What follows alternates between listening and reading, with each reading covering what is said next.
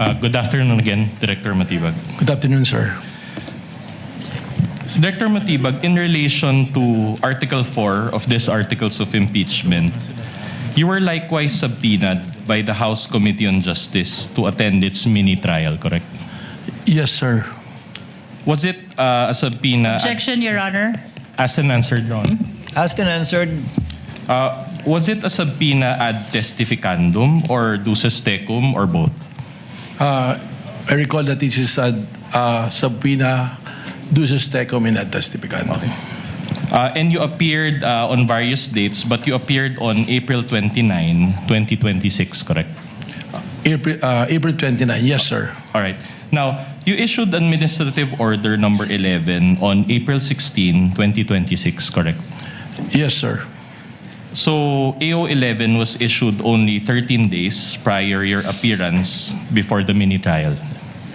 So April 16, 29, minus, that's about it, 13 or 12 days, sir. All right. And this was one of the documents that you submitted by virtue... Your Honor. I have no question, Your Honor. Yes, Your Honor, but I just want to enter a continuing objection to the use of mini-trial. It was never a mini-trial. It is a clarificatory hearing. Your Honor, just a short rejoinder. Isn't You it... may proceed, counsel. Isn't it, with all due respect, isn't it Representative Luistro who termed such proceeding as mini-trial? We just want to inquire of Representative Luistro. May I respond, Your Honor? The lead prosecutor may respond thereafter. We shall continue. Yes, what is your response, counsel? The prosecution has been very consistent that what we did in the Committee on Justice of the House of Representatives is never a mini-trial. It is a clarificatory hearing consistent to the House rules on impeachment and even consistent to the provisions of Article 11 of the Constitution. The continuing objection of counsel, lead prosecutor, is duly noted in regard to the line and words used by counsel for respondent. Counsel for respondent may proceed. All right. Going back, this was one of the documents that you submitted by virtue of the subpoena duces tecum, correct? AO number 11. Yes. In fact, AO number 11 was first mentioned in public during that April 29, 2026 hearing, correct? In that hearing, yes, but I cannot recall if what's been made public before. All right. But you mentioned it in that hearing. I think it was mentioned, All right. yes, sir. Now, AO 11 pertains to the creation of a special task force. Is it not? Yes, sir. All right. And according to the whereas clause, and I will read it and I'll quote it, it says, threats to the life of the President constitute a grave offense with far-reaching implications on national stability, public safety, and the continuity of government. Do you confirm this? Your Honor, sir, may I we- request for a copy of Yes, the please. document so that I can examine it? Very well. Thank may you. I ask my co-counsel, Your Honor, to provide Director Assisting Matibag counsel with for a- respondent may approach. Likewise, assisting counsel for the prosecutor may approach the witness. Yes, sir. All right. My question is this. Are threats to the life of the Vice President constitute a grave offense with far-reaching implications on national stability, public safety, and the continuity of government? Your Honor, objection, please. What's What the is the ground, Your ground Honor? for the objection? The question of the defense is speculative. Overruled. Witness may answer. The threat to the President and all other high government officials like the Senate President, the Chief Justice, the Speaker of the House, or any other officers is a threat to the national security and threat to public safety. All right. Very well. Now, did you create a special task force to investigate on the threats to the life of VP Sara? There was none to my recollection. Right.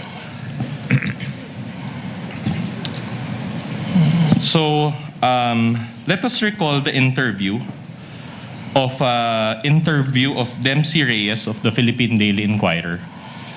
This is part, Your Honor, of Annex G9 of the Articles of Impeachment. And please direct your attention to paragraph 13 of the minutes of the meeting and allow me to read. Number 13, are you aware of the threats? Your Honor, please, may we confront the witness with the document? Very well, Your Honor. We will provide Assisting- the hard copy and we will display also or flash on the screen a soft copy of such document. Assisting counsel for both parties may approach the bench and confront the witness with a copy of the document that the counsel for the respondent is referring to. Kindly proceed, counsel. All right. It says, paragraph 13, or question and answer number 13. Are you aware of the threats? Answer. May press con kasi earlier than that, sabi niya lang, gusto daw siyang patayin daw, according to her ni speaker. That was during a press conference the day before, November 22. So my question is, can you confirm that this is part of the NBI's own records? It reflected on the investigation report, so I presume it is. All right. So this is information regarding the threats to the life of VP Sara, is it not? Nakalagay po doon, may threat daw po. Alright. Sama po. And when you became NBI Director in February 2026, did you conduct a motu proprio investigation to help her? I was informed by the investigating officers that it was considered the threat that was mentioned to the Vice President. In fact, personalities were subpoenaed, including the Vice President, 2 times in order to aid the National Bureau of Investigation in this investigation.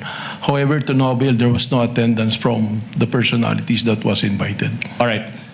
So let me clarify. Under your leadership already, did the NBI subpoena VP Sara for this? We never subpoenaed because we noticed that every time a proper subpoena was issued to the Vice President, she will never attend a subpoena. And your basis for saying that is the subpoena connected to the first investigation, correct? Not only that, in a lot of proceedings, including the proceeding in the impeachment at the House of Representatives, I noticed that she never attended. So that was your motivation for not issuing a subpoena. Anyway, under your leadership, Your Honor, please, may I move to strike from the record the word motivation? The witness never said motivation. Let it remain in the record. Witness may, counsel may proceed. all right, so under your leadership, did the NBI subpoena former Speaker Martin? Wala pa po. Wala. But do you intend to issue a subpoena against him? Actually, when we're investigating the issue on the 18 Marines, if the 18 Marines was able to issue their statement properly, we intend to subpoena Speaker Martin Romualdez. Okay. So under your leadership, did the NBI subpoena those who were present during that November 22 press con? There are some personalities that were subpoenaed. In fact, I noticed that you have presented the subpoena yesterday. Yeah, but isn't it that those subpoenas were under the leadership of Director Santiago?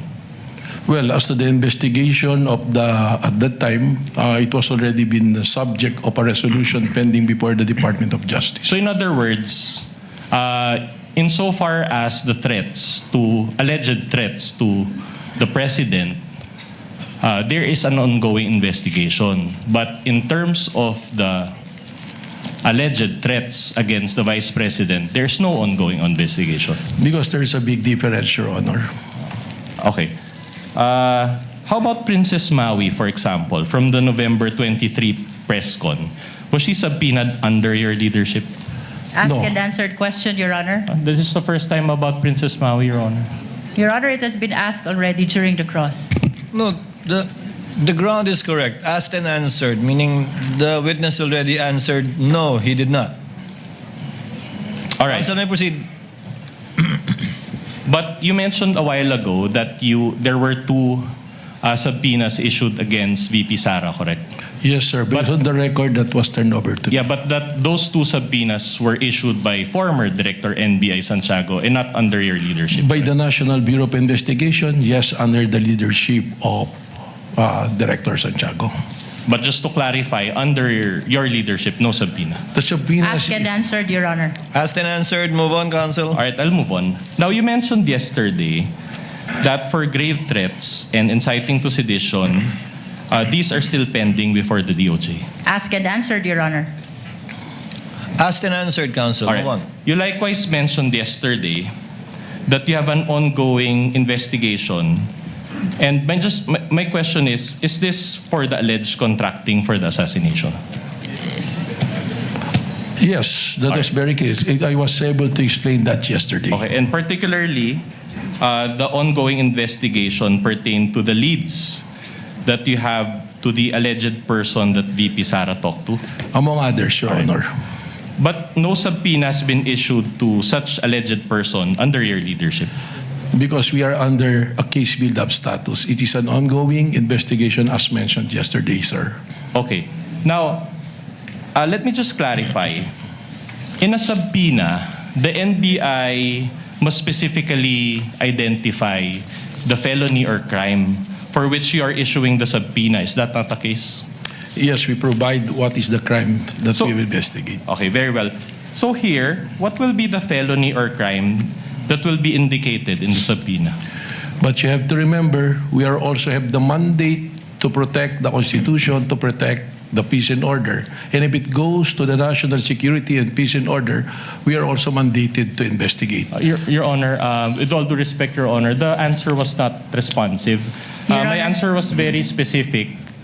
My question was very specific. What will be the felony or crime that will be indicated in the subpoena? Witness will please answer. The question was simple. What is the crime, if any, or penalty in relation to the document being asked by the counsel? We all know that there is no crime that committed when there is a plan to kill until it is executed. But what I'm saying, that's why I'm qualifying, is because one of the mandates of the National Bureau of Investigation is to protect the national security. And we are also mandated to issue a subpoena or an investigation to do so. So if in this case, we cannot issue a subpoena, we can issue an invitation for those persons of interest. So no, you cannot issue a subpoena, but just an invitation. In other words, this is not under the jurisdiction of the NBI, correct? It is within the power of the NBI to protect the national interest and the national security. And as mentioned, there is a continuing threat to the President, and under Section G, Section 5 of the Republic Act 10867, it is one of the primary duty of the NBI to protect the security of the President. All right. Yesterday, you also mentioned betrayal of public trust, correct? That is correct. Can that be indicated in the subpoena when you issue it against this alleged person?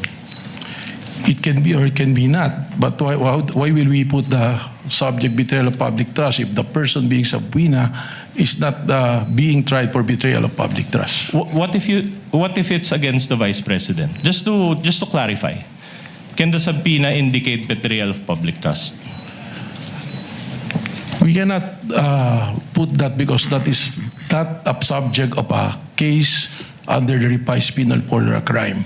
The betrayal of public trust is the very well subject of an impeachment court. All right. So you admit nonetheless that betrayal of public trust is a ground for impeachment, correct? That is correct. I think it's in the Constitution. All right. And are you saying that once you reach your findings, because we're all waiting for that, you will? Is it correct to say that you will file another impeachment case against VP Sara? Oh, thank you for that question. So that I Objection, can Your explain. Honor. That is speculative. I think the witness is competent enough, and in fact, thank the counsel for his question. I'm interested to hear what the witness will also answer. Thank you, Mr. Presiding Officer. The betrayal of public trust as the issue in the impeachment court, we don't need to investigate even if we pinpointed the person contracted. Because the point being is the betrayal of public trust was already been consummated when she publicly admitted, there is already an admission that she contracted a killer, a mamamatay tao or assassin, to kill the president. And that itself is already an admission. At sinabi pa niya, pumayag na yung kinausap kong mamamatay tao. That constitutes betrayal of public trust. Why? Because the oath of office of the president, sabi niya, she will execute the law and do justice to every man. So, pag nagbalak kang pumatay at ginawa mo yan, that is no justice to every man. It's not execute the law. execute the president yung gusto mong gawin dyan. Your Honor, with all due respect, Your Honor, I know that NBI Director took pains in explaining his answer, but his answer already contains conclusions of fact and law. And may we ask, Your Honor? May I respond, Your Honor? I'm not yet done. In keeping, Your Honor, with this court's ruling last week, may we ask, Your Honor, that it be stricken off the record, Your Honor? My answer was pretty simple. And Counsel for the lead prosecutor. My question was pretty simple. Sorry. Your Honor, ang depensa po ang nagtanong kung mapapatunayan na nag-commit ng betrayal of public trust, kung sasampahan pa ng impeachment ulit at sinasagot lamang po ng testigo, Can we get- consummated na ang betrayal of public trust dahil may kausap ng tao na pumayag na to execute the President, the First Lady, and the former Speaker. That's precisely the ground for our motion, Your Honor. Can we get the ruling, Your The Honor? motion to strike off is denied. Let the answer of the witness remain in the records. That was his answer, counsel. However,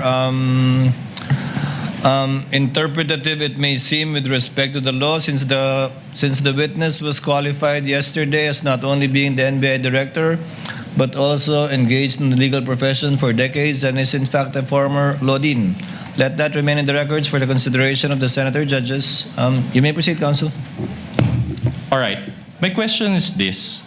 Are you conducting your ongoing investigation to substantiate this current impeachment case?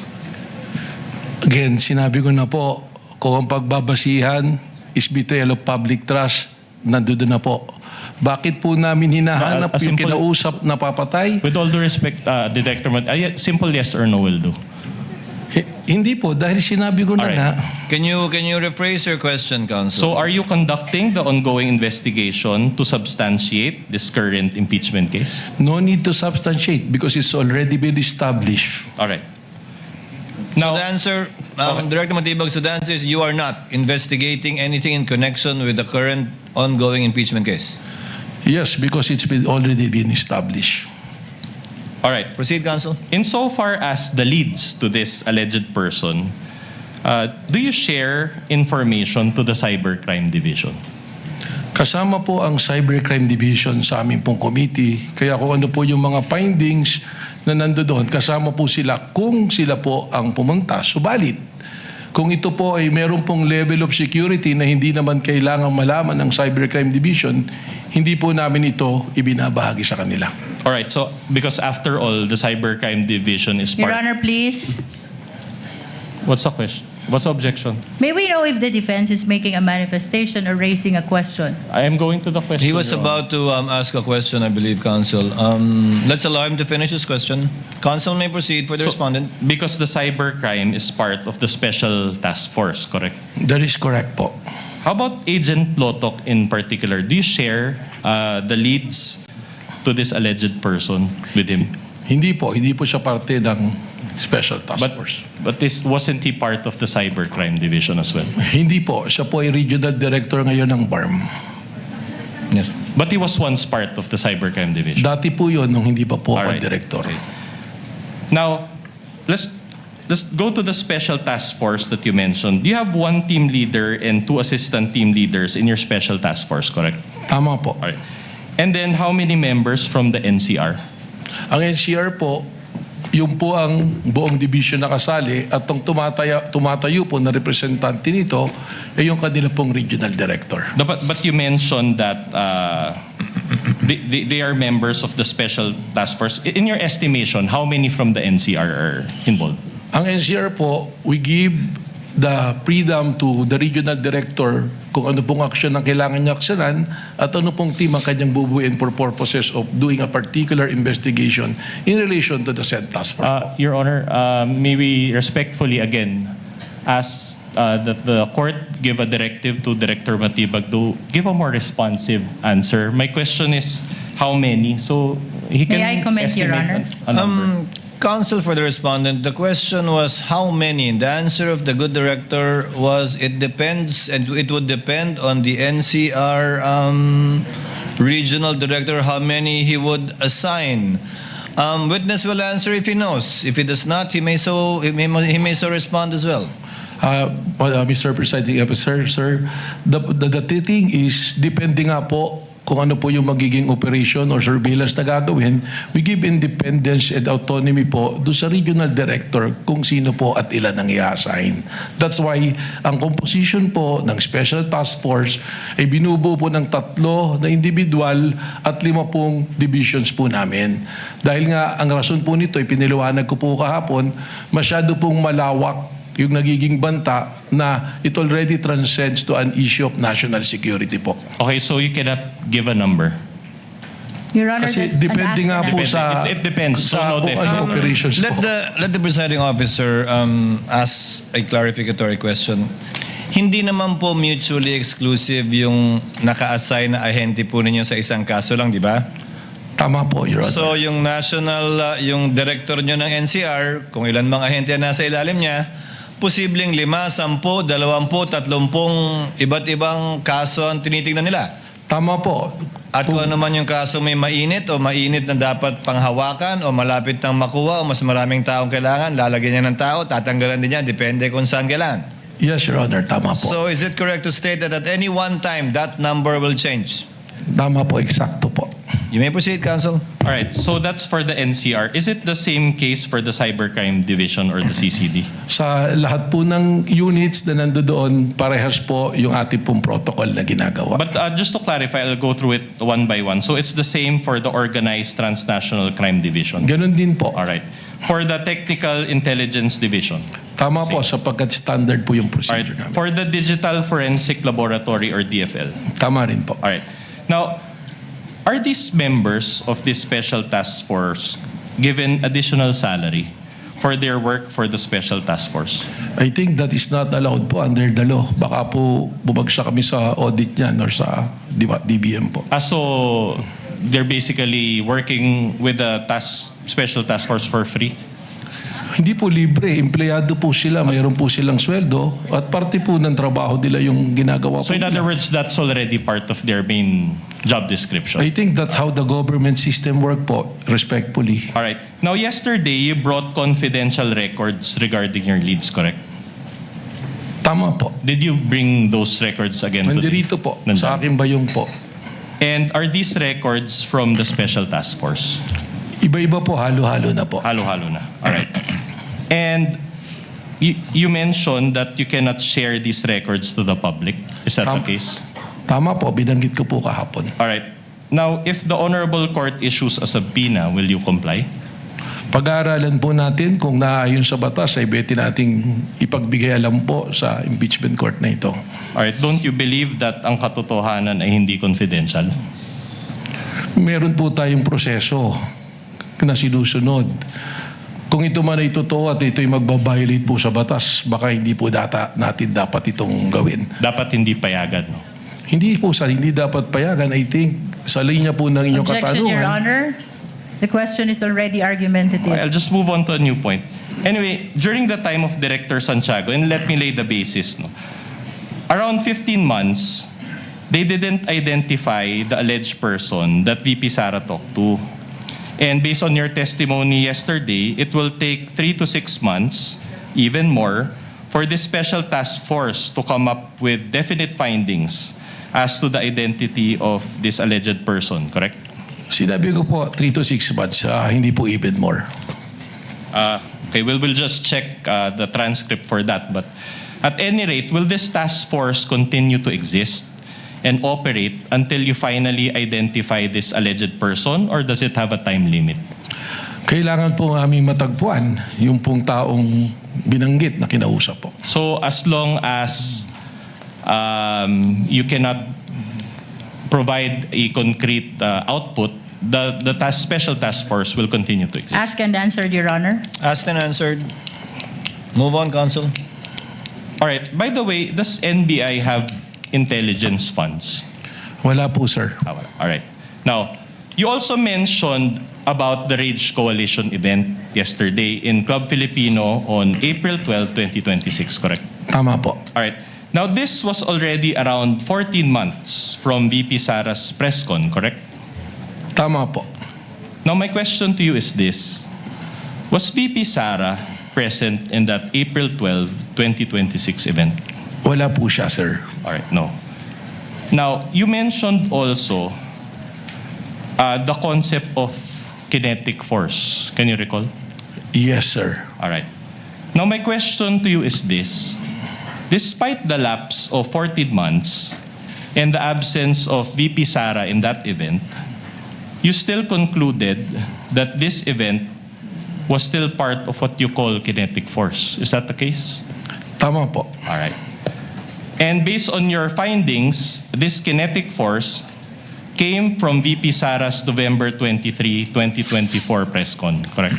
Hindi lamang po yun. Ang sinabi ko po ay may pagkakaugnay sapagkat yung pong statement na I want to cut his head, gusto kong kunin ang ulo niya, at ang sinabi din po ni Mayor Baste, isang ulo lang ang kailangan namin, ang ulo ni Pangulong Bongbong Marcos. All right.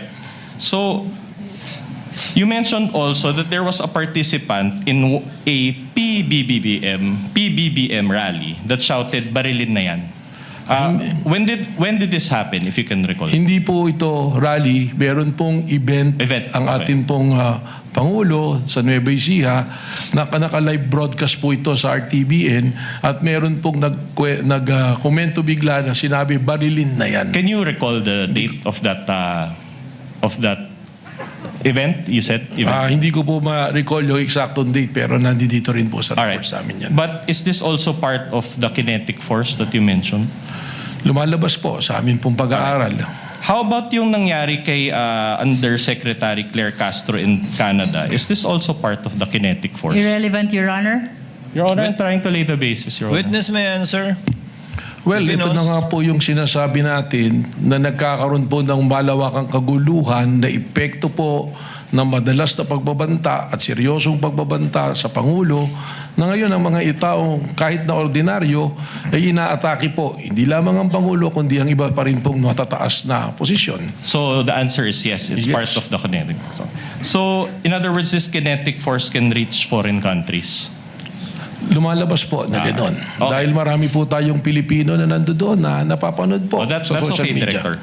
Now, how about the flood control rallies? Is this part of the kinetic force? Yung flood control rally na alin pong flood control rally? To be Any flood specific. control rally? Probably, Is it part- baka po kung maaari lang po sir, ibigyan nyo ko ng specific para po mas may paliwanag ko po. I'll just move on. So any dissent against the government must be attributed to this kinetic force. Is that what you're saying? Speculative, Your Honor. Witness may answer if he knows. Depende po kung anong event. Kaya nga po ang ginagawa po ng NBI ay atin pong sinusuri lahat ng pangyayari. Kahapon po inilatag namin yung 5 batayan namin para po magkaroon tayo ng malinaw na threat assessment sa lahat po ng pangyayari. All right. Now, isn't it that Mayor Baste, that participant in that PBBM event, the rallies in Canada, and the flood control rallies, don't they have a mind of their own? Your Honor, we are objecting on the Your ground Honor. of vague. Kindly clarify the question. Your Honor, the witnesses... Kindly reform, counsel. I also did not quite get the question. Kindly reform, counsel. So are you saying that these people that I mentioned, they cannot act independently and are compelled by the kinetic force that you mentioned? That is Sino pong speculative, mga Your tao? Honor. Mayor Baste, the participant in the PBBM rally, the rallies in Canada, and the flood control rallies. Una po, there's no PBBM rally. No, sorry, PBBM event. Sorry, I stand PBBM corrected. event, yung sa Canada. Tsaka, yun nga po, alin po bang flood control? Babalik ko lang po doon, pasensya na po sir, para po mas makontextualize po nating mabuti. Yes, Your Honor, please. May we request I think the clarification question- from the defense? I think the question, Director Matibag, is produkto po ba nung binabanggit yung kinetic energy kahapon yung mga pagkilos laban sa administrasyon at individual na mga miyembro ng administrasyon?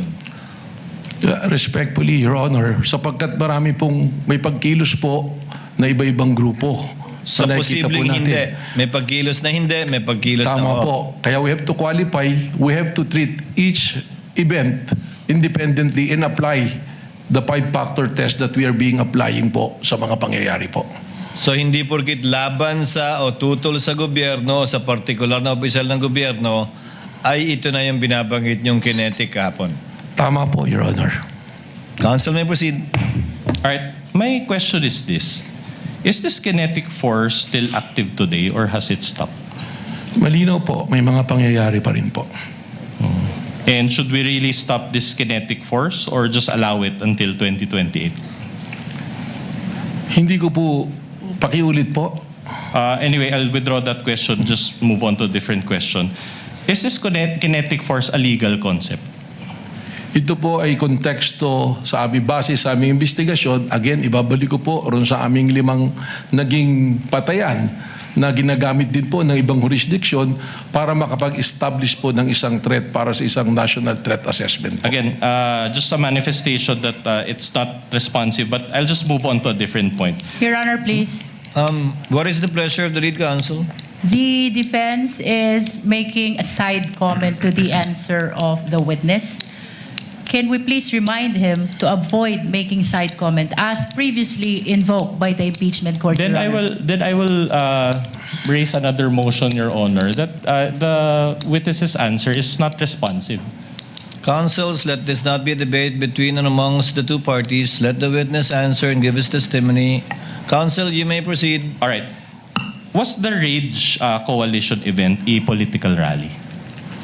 Palagay ko po, sapagkat ang nandoon po ng mga political party po ng PDP laban at yung pong reforma na pinamumunuan po ng dating Speaker Bebot Alvarez. All right.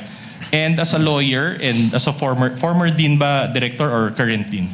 Former po. So as a nag-resign na po lawyer ako. and a former dean, you are aware that political speech is constitutionally protected, correct? Depende po kung anong talumpati. You have to qualify. And unless we are under martial law again, Mayor Baste should be able to freely express his dissent to the government. Your Honor, that is speculative.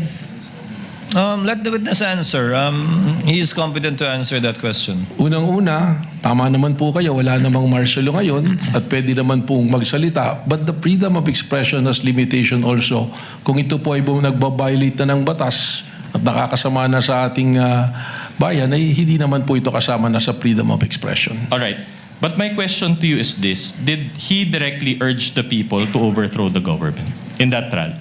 Ang sinabi po niya, base sa aking testimonya, ay isang ulo lang ang gusto namin, ang ulo ni Bongbong Marcos. At kung matatandaan po ninyo, ay correlated it dun sa mga dati pang mga pangyayari. Hindi lang po yung event at sinabi na yun ang aming nagbasehan base sa aming pamantayan po sa pag-assess po ng bantao ng threat po. But that was your own interpretation of what That is not only my interpretation, but is the interpretation of the new National Bureau of Investigation based on the standards that we follow, consistent to the standards All right. that we are following. Is it your interpretation that those also demonstrate destabilization efforts? Please repeat, pakiulit mo, Is it sir. also the NBI's interpretation that those remarks constitute destabilization? Argumentative, Your Honor. No, if the witness can If he answer. knows, Ano pong particular na sinabi? That speech by Mayor Baste, in general. Yung pong kanyang sinabi na ang ulo lamang ni Bongbong Marcos ang kailangan namin, at sabi ko nga, in correlation to the other events, applying the 5-factor standards that we have been using, which is recognized by other jurisdiction, dun po kami nagkaroon po ng konklusyon. Sorry, Director, I didn't quite get your answer. So, are you saying that that's destabilization or no destabilization? Misleading, Your Honor. no, the director hasn't answered yet. He cited the basis, but cut short of answering the question. So, is it based on the 5 pillars of your investigation, Director? Well, dun po yan, based on the 5 pillars na natin po, lumalabas po ng isa dun sa elemento ng 5 pillars, it comply po. So, sumasagot po doon. So, meron At din. hindi po destabilisasyon, kundi banta po sa kaligtasan ng Pangulo na naging banta na rin po sa pambansang seguridad po. So, you're admitting that there was no destabilization? Argumentative, Your Honor. No, it's connected to the question, Your Honor. Previous Counsel, the question. witness has answered for the appreciation of the senator judges. You may proceed to a similar question or move on to another topic. Yeah, I'll proceed with a similar question. Director, I am showing you a news article. This is Exhibit D-4-66, entitled, and I quote, "Palace dismisses the stab rumors versus Marcos admin." So it was published quite recently, May 12, 2026. And for the sake of time, I will just read the first line thereof. Assisting counsel for the parties may approach. It says here, and I quote, "Malacanang on Tuesday said it has not received any information about supposed destabilization efforts against President Ferdinand Bongbong Marcos Jr." My question to you is this. Claire Castro speaks on behalf of PBBM, correct? Being the spokesperson, tama po, sir. And based on her statement in this news article, there has been no destabilization efforts against PBBM, at least as of this date, correct? Well, baka po dapat tingnan natin yung buong konteksto because under a security cluster, may pinag-uusapan po dyan. Maaaring ang tinitingnan niya na walang destabilization, there is no destabilization from the rank of men in uniforms. So hindi po natin masasabi na yun na yung kabuuan talaga. All right. I'm showing you another recent article, Exhibit D-4-67. This article is June 12, 2026. So again, quite recent. And again, for the purpose of time, I'll just read the title. It says, "Sara Duterte, I won't grab Marcos's position." My question to you is this. Isn't this news article also consistent with no destabilization efforts that Claire Castro previously mentioned? Base po sa aking binabasa, baka mas maganda po si Vice President Sara Duterte makasagot dito because she's speaking of a state of mind. Sa isip po niya yan eh. But if you know, Your Honor, may I comment? What is the comment of the lead prosecutor? The witness never said that there is destabilization. As a matter of fact, what he said during the earlier question is threat to the life of the president amounts to threat to national security. Now he is being asked about these pictures concerning the stab. This is misleading, Your Honor. asked and answered. The observation of the lead prosecutor is noted. It was not an objection, counsel. Proceed, counsel All right. for respondent. Now, yesterday, you identified an unsigned and unnotarized document which allegedly pertains to an affidavit of Arturo Las Cañas. Correct? Yes, sir. All right. Now, if you know, is this the same Las Cañas who appeared before the Senate in 2016 and 2017? Yes, sir. Okay. So, in fact, this is the same Las Cañas who was charged by the Senate panel led by then Senator and still Senator Panfilo Lacson with a recommendation for perjury. Is he not? Hindi ko po nabalitaan yung kung sinarge siya ng perjury. But if it's on record, then the answer will be yes. All right. Well, he was, or maybe we can confirm it later with Senator Judge Lacson. And this perjury was committed during a Senate committee hearing, if you know only. Well, siguro po doon natin na lang ilagay doon sa affidavit po na nabasa ko. No, the May I only comment, question Your is Honor? the May I perjury. If you know only that the perjury that was recommended for charging Your Las Honor? Cañas. I have no Honor, personal I'm not yet done, Your Honor. I think, Your Honor, the witness is incompetent to answer that If question. he knows, counsel, I asked think the Your Honor. witness already said that he's not aware of it, but that if it is on the record, then most likely it is true. That was the response of the witness earlier. All right, I'll just move on to a new point. Now, allow me to read a statement of Senator Lacson, and then I'll ask questions thereafter. May we request, Your Honor, that the witness be confronted with a document if I think the defense is reading from a document? Yes, Your Honor. We will provide The the hard guidance of the copy. witness, Your Honor. We will provide the hard copy, and then we'll also show the soft copy on the screen, Your Honor. Assisting counsel is authorized to approach All right. I will read. from both parties. I will read and I quote Senator Lacson. Ang may papayo ko lamang kay SPO3 Las Cañas, kung ang layunin ng inyong quote-unquote extrajudicial confession ay mapanagot sa ilalim ng batas si Pangulong Rodrigo Duterte at iba pang personalidad, marapat lamang na maliban sa inyong salaysay may maipakita ka pang bukod at ibang ebidensya. Kung wala, ay maaaring masayang lamang ang oras ng mga tao dito dahil baka walang kahihinatnan ang isinasagawa nating pagdinig sa araw na ito laban sa sino mang mga taong idinadawit mo. Are you aware of this statement by Senator Lacson against Las Cañas? Ngayon po, nabasa po. You're aware nabasa ko now. po. Alright, at any rate, you mentioned yesterday that you did an open source investigation to obtain the Las Cañas document, correct? That is correct po, sir. But to be candid, was it just Google search? Hindi po. Are you at liberty to disclose what method you used in that open source investigation? We were provided, dito po nagsimula yan, we got hold of a copy of the affidavit of Arturo Las Cañas. With the permission of counsel for the respondent, the chair will allow the intervention of Senator Judge Lacson, given that his name was mentioned, in fact, not only alluded to, but mentioned by counsel for respondent. Senator Lacson is recognized to give a manifestation. Thank you for allowing me to interject. Maski hindi naayos sa una yung pahayag kanina. Kasi ang worry ko, pag inupuraw ako doon, interpellate ako ni Senator Lapid. So, having said that, anyway, levity aside, Mr. Presiding Officer, basahin ko lang yung portion ng committee report kasi I chaired the Committee on Public Order when we investigated the EJK. And indeed, I will confirm that Arturo Las Cañas retracted and changed his testimony. No? After several hearings, nag-retract siya. But hindi po ako nag-file ng perjury. Gusto ko lang i-correct yun. Ang recommendation po sa Roman numeral number 6, recommendations, part po ito ng committee report. In view of the foregoing, the committee recommends the following. 1, amendment of the revised penal code to increase the penalty for the crime of perjury. Yun po yung context na dahil committee report ito, nagre-recommend ako na i-amend yung revised penal code, particularly sa crimen ng perjury. Pero gusto ko lang i-correct na hindi ako nag-file ng perjury. Thank you. The manifestation is noted. Counsel for the respondent may proceed. But you're at liberty to disclose who searched for that Las Cañas document.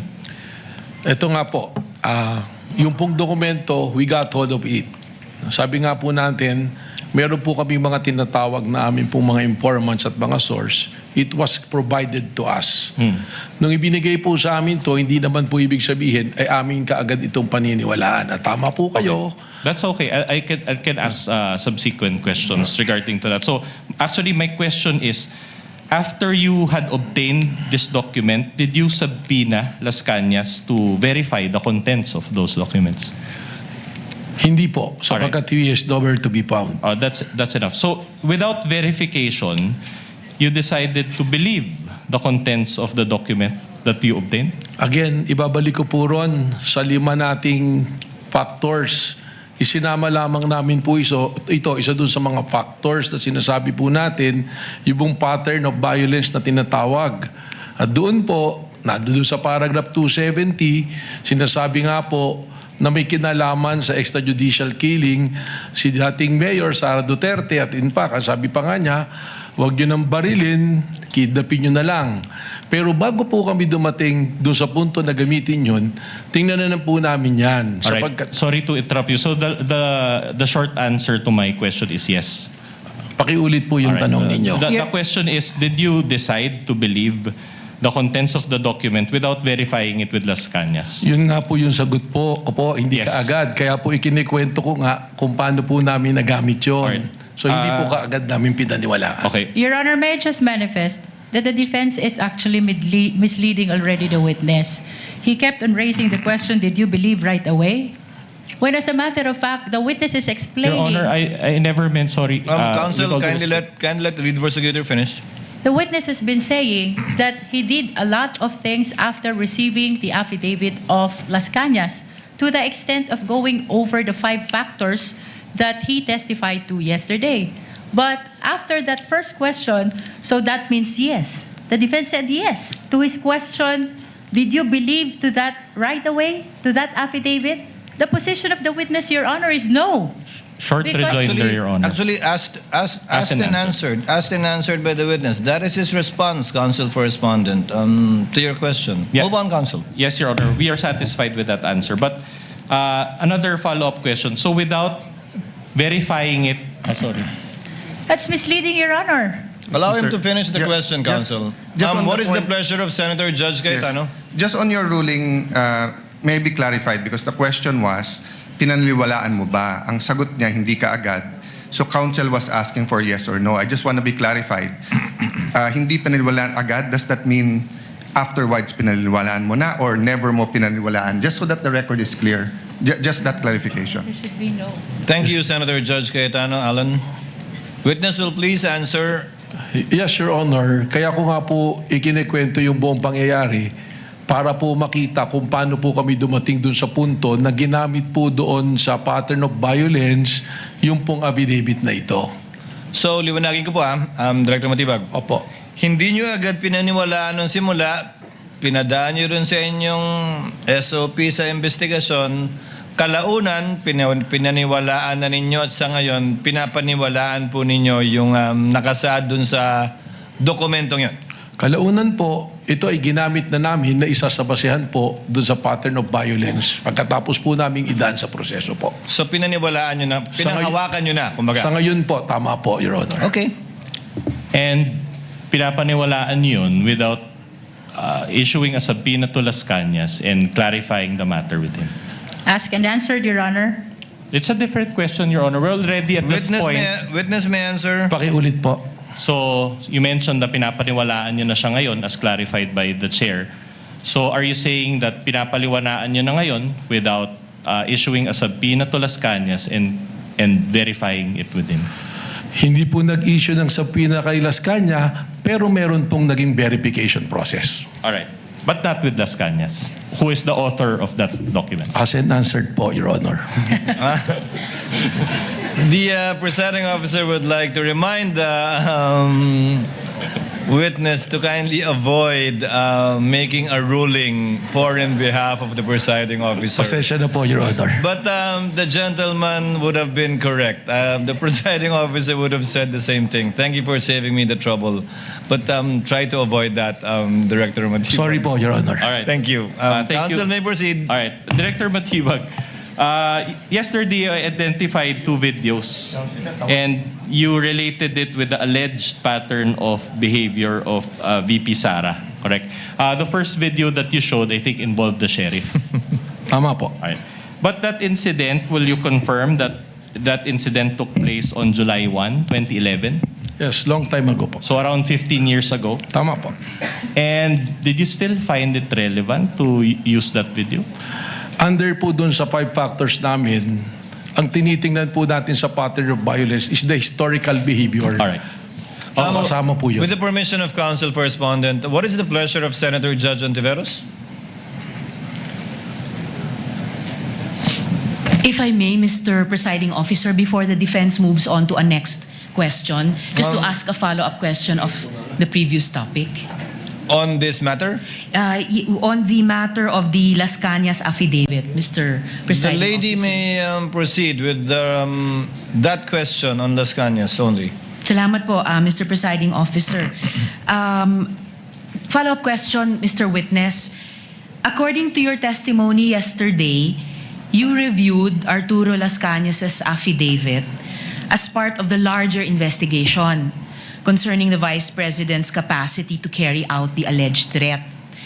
Sa pagkakaalam po ninyo, Director, at batay din sa larger investigation na iyon, sinagot po ba ng Vice Presidente sa anumang paraan yung mga alegasyon sa affidavit na yon ni Las Cañas? Your Honor, marami po kasi kaming, yun nga po yung gusto kong ipaliwanag, marami po kasi kaming mga ikinonsider na tinatawag natin po na open source intel. Yan na po yung mga news, mga report. At nung tinitingnan po namin yan, si Arturo Las Cañas, meron pa po siyang lumabas na balita noon nung isinumite niya itong affidavit na ito sa ICC. At maalala ko po, meron din po lumabas sa balita na mismong si Vice President Sara Duterte, parang sinasabi po niya roon na hindi ko kailangan ng DDS para gumawa ng kayang gawin ng DDS. Something to that effect po. Na-consider po namin lahat po yan. Sa sinabi di umano ni Vice President, sinabi niya hindi niya kailangan ang DDS para gawin ang yung kayang gawin ng DDS. Something ng like that po. DDS. Opo. Hindi ko po eksaktong ma-recall yung phrase na pagkakasabi po. Salamat, Mr. Witness. I may return to that point later. The lady today, may do so Mr. after Presiding Officer. the Salamat po. cross, redirect, and recross. When she avails for time, counsel for respondent may proceed. All right, let's go back to the sheriff incident. I'm glad you mentioned history or historical background. Are you aware that sheriff incident pertains to relief operations that were being conducted by the vice president, then mayor at that time, or vice mayor?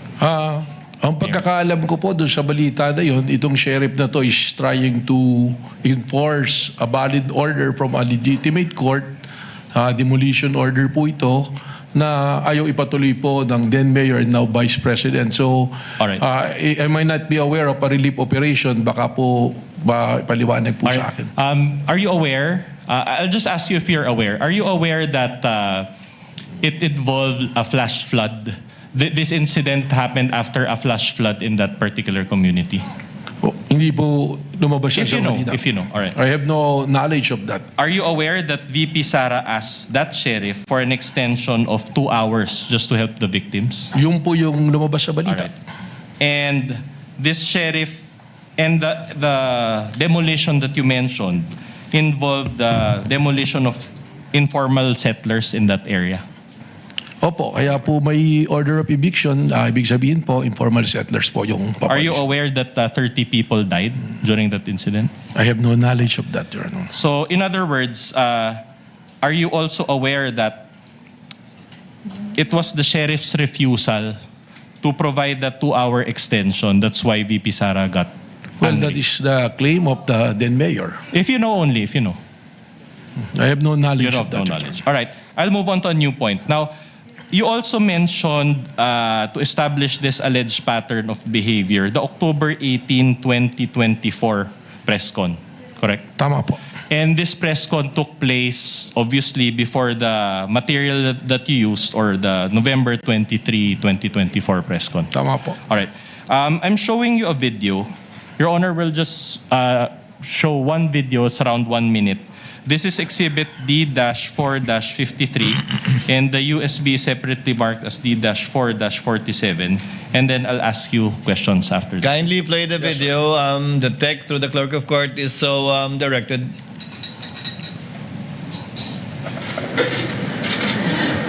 Inulit ng bata, louder this time. Mr. President, can I have your watch as a graduation gift? Ang sagot niya. Why? Why will I give you my watch? At that point, may sakit na ako. Wasn't feeling very well.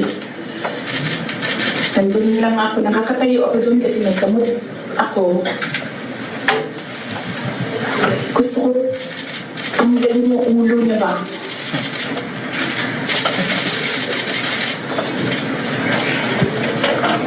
I realized toxic na yung relationship.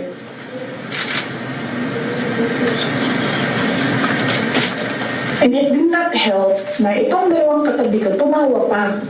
Pinagtawanan pa nila yung bata. And I saw the humiliation sa face ng bata. I wanted to help him.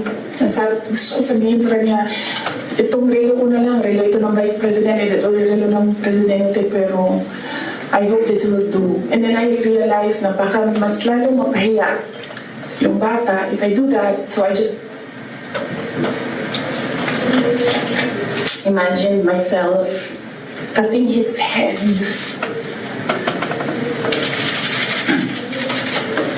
Gusto ko ganun din ang All right. So is this the First of all, did you watch this whole video, Director Matibag? I've watched not the entirety of the video. Not the entirety, Yeah. because it's a long video. It's That's correct. almost 2 hours. It- But my question to you is this: is this the video where you based your finding that VP Sara said, gusto kong tanggalin ang ulo niya, imagine cutting his head off? Is this the one? Yun po. Alright. Yun po yung video na yan. And will you agree with, wasn't this press con heard by the general public? Opo. And didn't VP Sara say her statements in jest? Well, It's speculative, Your Honor. Honor, the witness is smart enough and competent enough to answer. Nevertheless, Your Honor. Witness may answer. well, again, I will say I cannot go into the state of mind of the Vice President, and precisely the reason why do sa pattern of violence, kasama po talaga yan yung pag i-consider natin.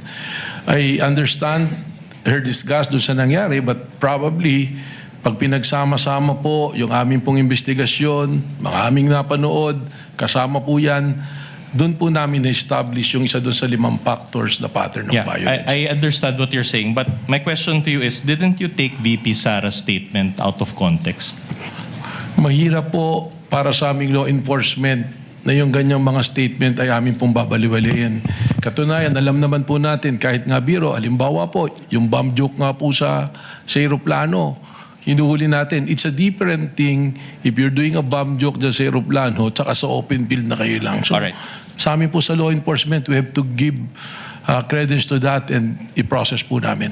So at any rate, you consider this portion of VP Sara's statement to be grave and serious, to be a grave and serious threat based on the standards that you mentioned yesterday? Hindi po yun ang sinabi ko. Ang sinabi ko po, kasama siya doon sa i-consider na marami pong factors para ma-establish po ang pattern of violence. Isn't that kind of a stretch? It's argumentative, Your Honor. Argumentative. Move on, counsel. Nothing further, Your Honor. Thank you.